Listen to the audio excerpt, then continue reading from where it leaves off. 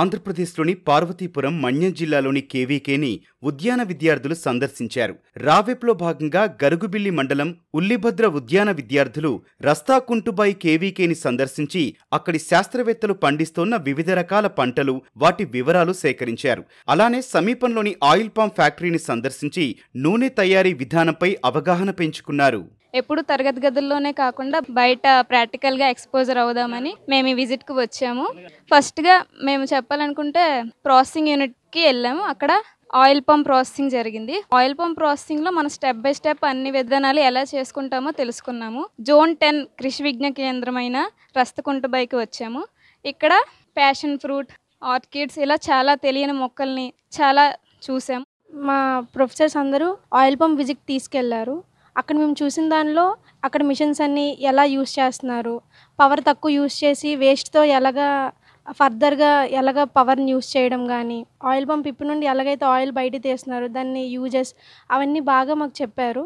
దీనివల్ల ఏంటంటే రోజు మేము క్లాస్లో వినేదానికన్నా ప్రాక్టికల్గా మాకు ఇక్కడ చూపించడం వల్ల చాలా బాగా అనిపించింది. ప్రాసెసింగ్ యూనిట్ కానీ లేదా కొత్తగా ఎస్టాబ్లిష్ చేయాలనుకున్న వాళ్ళకి ఇది చాలా బాగా ఉపయోగపడుతుంది. అలాగే ఇక్కడికి వచ్చిన తర్వాత కేవీకే అనేది ఇక్కడ చాలా దగ్గరగా కురుపాంలో ఉంది. ఇక్కడ ఏంటంటే 52 మండల్స్ కలిపి ఈ కేవీకే అనేది ఉంది.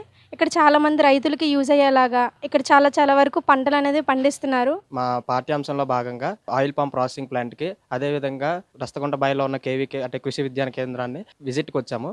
ఈ విజిట్లో ముందుగా ఆయిల్ పామ్, అసలు ఆయిల్ పామ్ అంటే ఆయిల్ ఎలా తీస్తారు, ఆయిల్ పామ్ నుంచి ఆ ఆయిల్ తీయడం వల్ల అక్కడ ప్రాసెసింగ్ ప్లాంట్ వల్ల ఎంతమంది రైతులు ఎంత లాభం వస్తుంది, దీనివల్ల ఎంత మన గవర్నమెంట్కి కానీ మన రాష్ట్రంలో ఉన్న రైతులకు కానీ ఎంత లాభం ఉంది ఆ ప్రాసెసింగ్ ప్లాంట్ వల్ల, ఇవన్నీ తెలుసుకున్నాము. దాని తర్వాత కేవీకే విజిట్కి వచ్చాము. రాష్ట్రంలో ఈ జిల్లాలోనే ఎక్కువ అనాస పండిస్తారు.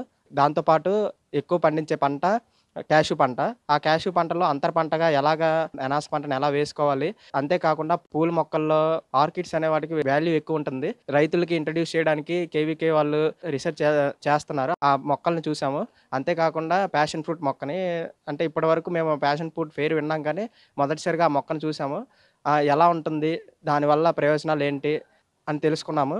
అసలు కేవీకే అంటే ఏంటి, కేవీకే ఎందుకు ఎస్టాబ్లిష్ చేశారు, కేవీకే వల్ల ప్రయోజనాలు ఏంటి, ఇలా చాలా తెలుసుకున్నాము. తరగతి గదిలోని పాఠాలు అనుభవపూర్వకంగా విద్యార్థులకు అర్థమయ్యేలా ఇలాంటి పర్యటనలు ఏర్పాటు చేస్తున్నట్లు అధ్యాపకులు చెబుతున్నారు. 3వ సంవత్సరం బీఎస్సీ హానర్స్ హార్టికల్చర్ విద్యార్థుల్ని తరగతి గదిలో పాఠాలతో పాటు ప్రాక్టికల్ ఎక్స్పోజర్ కోసం ఉద్యాన పంటల యొక్క వాల్యూ ఎడిషన్కి సంబంధించి వాళ్ళకి ఒక ప్రాక్టికల్ ఎక్స్పోజర్ క్రియేట్ చేసేదానికి మనం Shri Lakshmi Balaji oil pump processing యూనిట్కి వచ్చాము. ప్రాథమికంగా రైతులు గెలల కోసుల దగ్గర నుంచి క్రూడ్ ఆయిల్ వచ్చే వరకు వివిధ పద్ధతుల్లో దాన్ని ఏ విధంగా శుద్ధి చేసి క్రూడ్ ఆయిల్ అనేది తీసుకోవచ్చో దాన్ని తెలియచేయడం జరిగింది.